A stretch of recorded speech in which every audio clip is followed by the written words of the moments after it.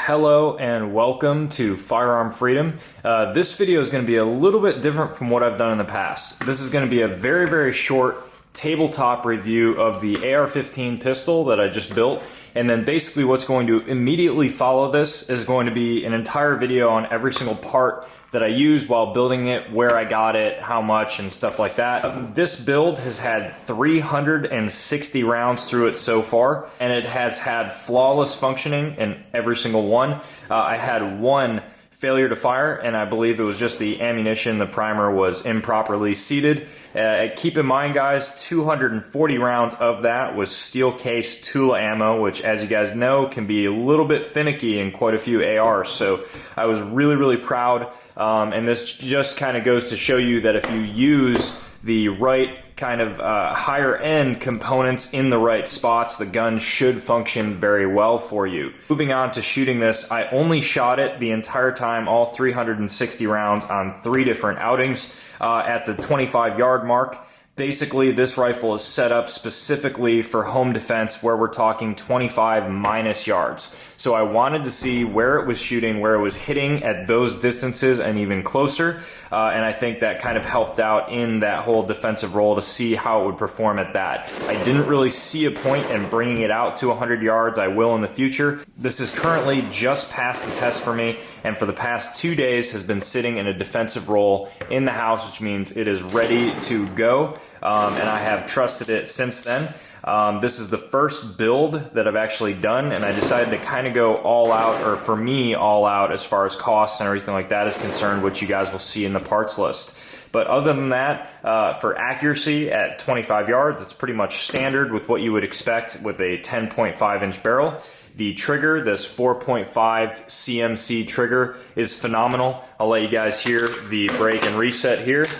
So there is your break, very crisp single stage, and then your reset's going to be here, real short, and then your break again. So that coexists really well with this nickel boron bolt carrier group. It took a little bit to get used to that single stage on realizing, how to actually shoot that trigger. But once I did, it shot great. So basically that's going to be pretty much about it. I know I've said in the past that normally I only bring guns to the table that have had about 1,000 rounds through them.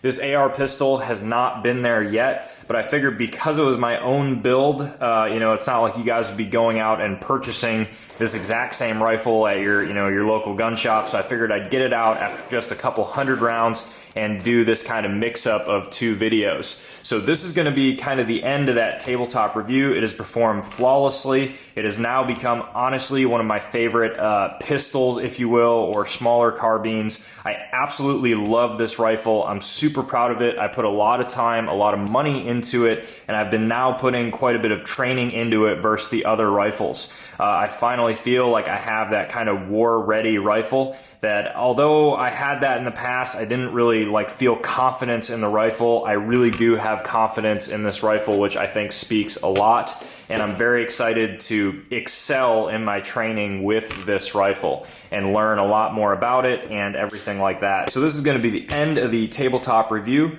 I'm going to split to the next screen, which is going to be the entire parts list. Hope you guys enjoy. Thank you so much for watching these videos. Working from the muzzle end down, the flashlight that I decided to go with was the ProTac Rail Mount 2. Not only did I go with this, I actually threw out the Streamlight mounting system that came with it. I did not want to bulk up the side of the rail. Those of you that don't know, Streamlight, actually these ProTac lights will work with any of the Surefire Scout mounts. So I decided to go with the Magpul Surefire Scout mount. By doing this, it allowed me to get the light a little bit more centered on the rail, and then I have the pressure pad up here. It is a 625 lumen flashlight, and it works really well for the designation that I have it in right now. You can see that I've used their zip ties to zip tie it to my M-lock there, and then one zip tie here. Moving on to the grip that I used, it is just a Magpul M-lock grip stop. It works pretty well. I don't have really any issue with it. My main goal with this was just going light with the polymer. For the backup sights, nothing special here. I just decided to go with backup M-bus front and rear sights. Again, the goal here was to save a little bit of weight, and I do love the durability of the sights and the fact that they're polymer, because it's going to save you a tiny bit of weight on a smaller pistol. The muzzle device that I have on here is just a KAK flash cup, which actually came with the currently already built upper that I put on this rifle. Working our way back, we have the Lite M21 Reflex sight. I absolutely love this sight. It was the most money that I've ever actually spent on a red dot, and to me it was well worth it.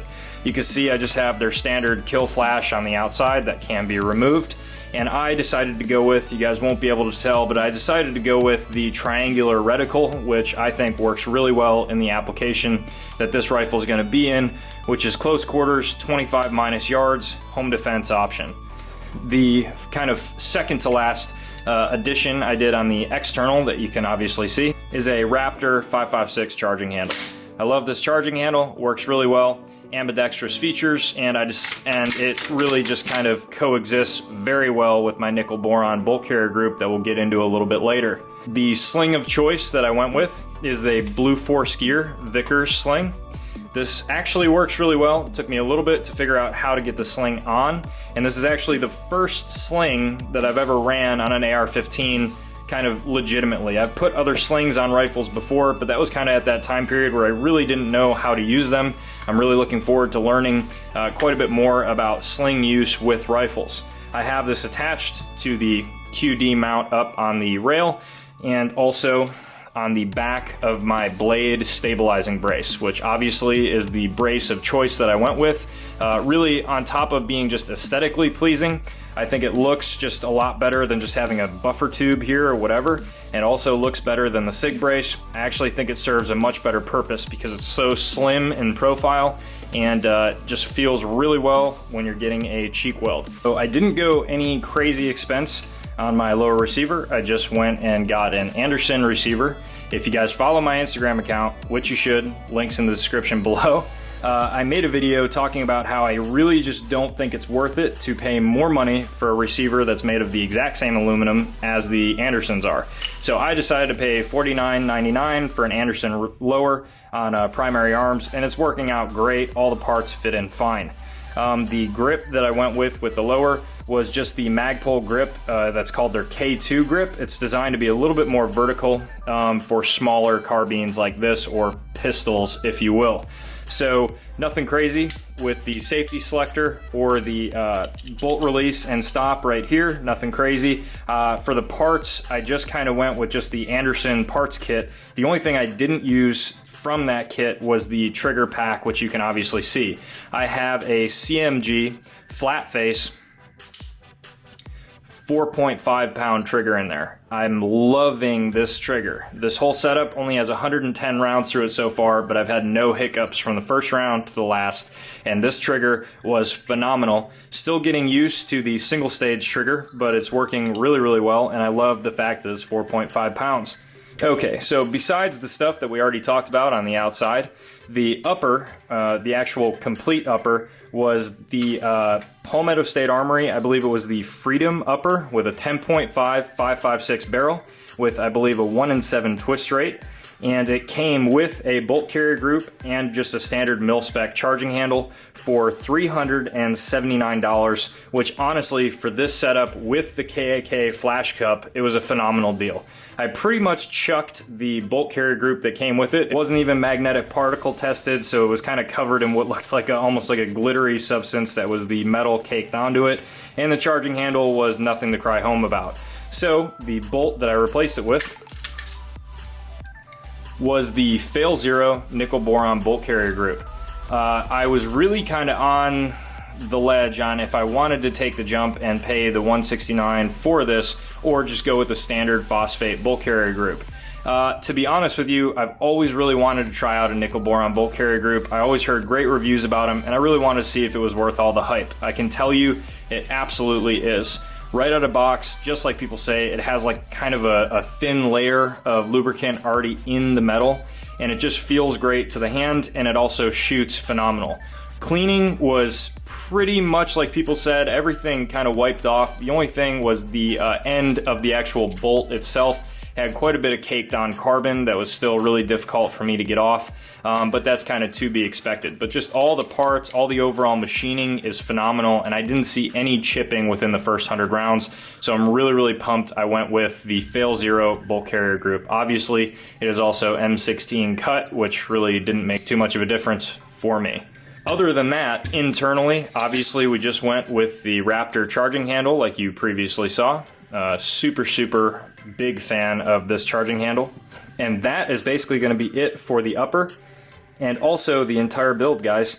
So this rifle was designed from the ground up by me. I wanted every single part specifically. The only thing I didn't build from scratch was the upper, because in my opinion, especially like me, if you haven't been experienced with building an upper yet, we get a lot of people coming into my shop that screw up the gas block and the gas tube and end up having a rifle that doesn't work. With the amount of money I was putting into this rifle and the fact that I really wanted it to set up in a home defense situation, a home defense position, I really didn't want to deal with the fact of me messing something up here. So I hope you guys enjoyed this quick look into my AR-15 pistol that I built. I know that when I posted on my Instagram page, I think a couple people had questions about it, so I figured I'd just dive in and tell you exactly what parts I put in there and how they're working for me, in case anybody out there wants to do a pistol build somewhat similar to this. Stay tuned and keep an eye out for more great videos to come soon.